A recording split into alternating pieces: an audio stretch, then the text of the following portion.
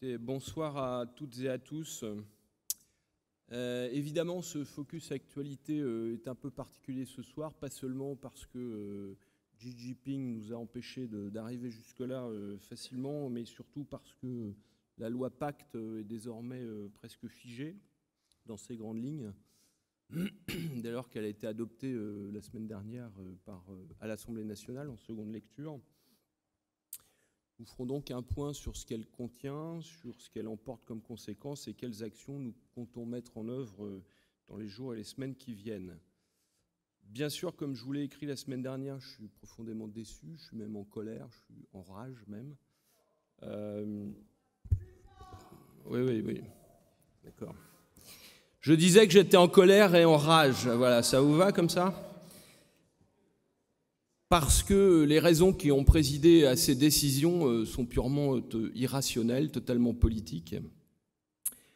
L'opportunité pour Bercy, effectivement, d'offrir un totem aux entreprises, alors qu'elles ne demandaient pas forcément grand-chose, à moindre prix, bien sûr, sans imaginer ce que seraient les conséquences de tout ça sur la régulation et sur la transparence financière et sur la sécurité financière. Ça, c'est le premier point. Deuxième point, notre chancellerie a été totalement absente dans tout ce débat et depuis le début. Rappelez-vous les assises de la compagnie de novembre 2017, 17 novembre, il me semble. Donc cette chancellerie ne nous a pas du tout soutenus, même si le H3C, je n'ai pas peur de le dire devant vous, a pris des positions assez courageuses par endroits. Et puis des députés de la majorité présidentielle qui sont des godillots, vous l'avez tous observé, et qui n'ont d'abord aucun tact, qui parlent de notre profession de manière grossière, c'est mon point de vue, et qui ne comprennent pas ce que nous faisons. Et puis, quatrièmement, un Sénat qui a été constructif, qui nous a écoutés, mais qui a été totalement bypassé par le gouvernement. J'étais dans le bureau de Bruno Le Maire il y a 2 semaines de ça, et il nous a dit tout le mal qu'il pensait du Sénat. Et je n'ai pas de mal à le dire devant vous, c'est public ce qu'il en pense. Voilà. Donc je suis en colère parce qu'on a tenté beaucoup de choses depuis longtemps déjà, depuis 17 mois. Certaines de ces choses ont produit leurs effets, certaines n'ont pas encore produit leurs effets, on verra lesquelles, et puis d'autres ont été un échec. Nous n'avons pas été entendus, ou pas complètement, pas du tout dans certaines situations. Vous savez que depuis 1 an et demi, on a tenu un certain nombre de rendez-vous, de très nombreux rendez-vous, et pas seulement la CRCC Paris, mais également toutes les CRCC alliées qu'on a retrouvées dans CAC en mouvement, et puis la Compagnie nationale également, il faut le reconnaître. Donc de nombreux rendez-vous tenus avec des parlementaires, avec des personnalités du monde économique, politique, des territoires, du monde judiciaire, des personnalités médiatiques, etc. etc. Alors, je le dis d'entrée, nous n'avons pas pris le parti de mener des actions brutales et dures. Nous avons refusé la posture corporatiste, à mon sens, contre-productive. Vous avez quelques exemples pour vous en convaincre. Donc, pour défendre une attitude plutôt constructive, centrée sur les besoins des entreprises et l'absolue nécessité d'une régulation indépendante, ça a été le fil rouge depuis le début de notre combat. Donc, rechercher des solutions, débattre sans arrêt, sans cesse, faire partager, progresser nos idées ont été des constantes de tous les instants, depuis des mois durant, notamment de tous vos élus, que je salue ici. Ils ont montré un engagement total et sans faille.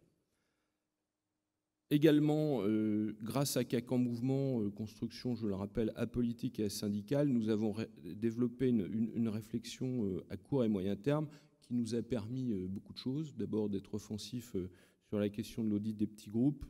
Et j'estime, mais c'est peut-être immodeste, que nous avons forcé la Compagnie nationale à traiter ce sujet. Il était maltraité jusqu'aux amendements déposés au Sénat. Vous savez qu'on a déposé des amendements conjoints qui ont été inspirés par nous.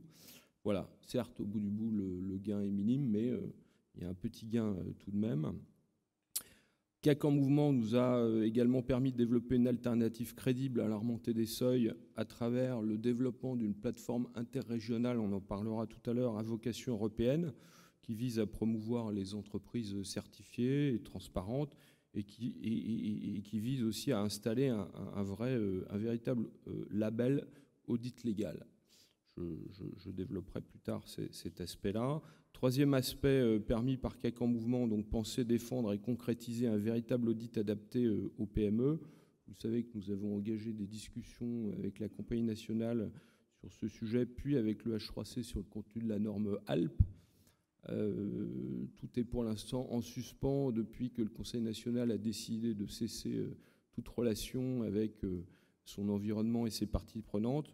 Pour autant, nous estimons que dès que les choses reprendront leur cours normal, nous estimons que nous avons parcouru une bonne partie du chemin et que les mentalités ont bien progressé à ce sujet.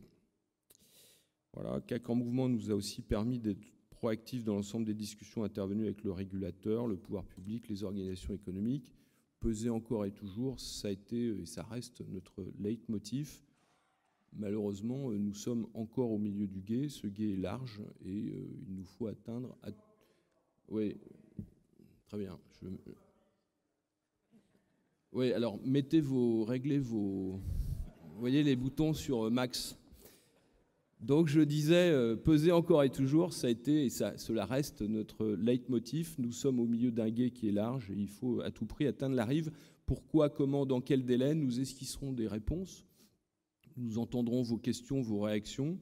4 pistes vont être évoquées devant vous, correspondant à un volet défensif et un volet défensif, offensif-défensif. Pour ce qui concerne le défensif, le déclenchement d'un recours constitutionnel au bout du processus, si cela nous semble nécessaire au regard du texte de loi, je ne vous cache pas que pour l'instant, ça nous semble nécessaire.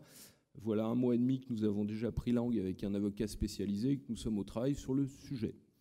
On pourra revenir au cours des questions sur ce recours. Est-ce qu'il faut utiliser un recours constitutionnel ou utiliser la voie de la QPC? Voilà, moi je préconise le premier choix. Deuxièmement, la coordination des demandes d'indemnisation. Laurent Dupin, je ne sais pas s'il est là, mais en tous les cas, Laurent Dupin, que vous connaissez tous, sera à la manœuvre pour organiser cette coordination. Et là encore, j'ai rencontré, mais il ne faut pas le répéter, jeudi dernier, l'avocat qui nous a été présenté par la Compagnie nationale, pas celui qui était venu nous parler du sujet, mais son patron, et qui avait en son temps défendu la cause des avoués en 2011. Et donc, il sait bien comment s'y prendre, et c'est intéressant de travailler avec cet avocat, qui est un ancien membre du Conseil d'État, hein, donc il connaît parfaitement la question.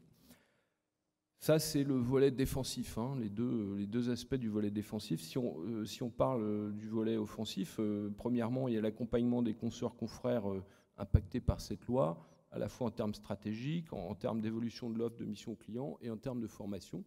C'est ce qui va vous être exposé sitôt après que j'aurai terminé de parler, si vous m'entendez. Et puis, dernier point, la mise au point opérationnelle de la plateforme interrégionale et de l'audit adapté, l'un n'allant pas tout à fait sans l'autre.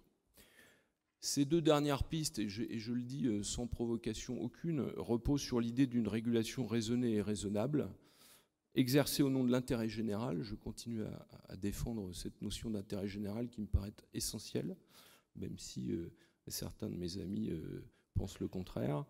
Donc défense de l'intérêt général par un commissaire aux comptes rigoureusement indépendant. Je sais qu'il y a des débats qui traversent voilà, nos corps et qu'il faut être clair sur le sujet. En tous les cas, pour moi, c'est une hypothèse très forte et très, très structurante. Donc voilà le message que je voulais vous délivrer d'entrée.